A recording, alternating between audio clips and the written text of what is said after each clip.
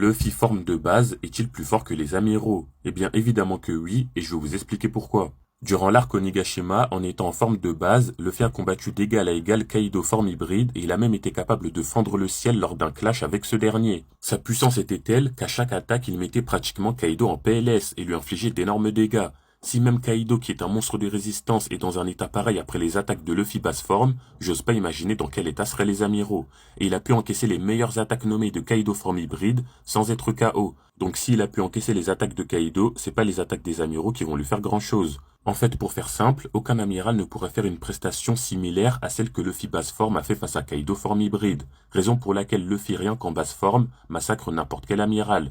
Et là, vous allez sûrement me dire que si c'est le cas, pourquoi Luffy a eu besoin du Gear 5 face à Kizaru? Eh bien, Luffy n'a pas utilisé le Gear 5 par nécessité. La preuve en est qu'il l'a aussi utilisé face à Lucci alors qu'il n'en avait pas besoin. Et tout récemment, durant l'arc Elbaf, il a carrément sorti le Gear 5 pour un simple serpent géant. Donc lorsque Luffy utilise le Gear 5 face à un adversaire, ce n'est pas forcément parce qu'il en a besoin, mais simplement parce que c'est sa transformation la plus amusante. Donc si Luffy l'aurait voulu, rien qu'en basse forme, il aurait massacré Kizaru.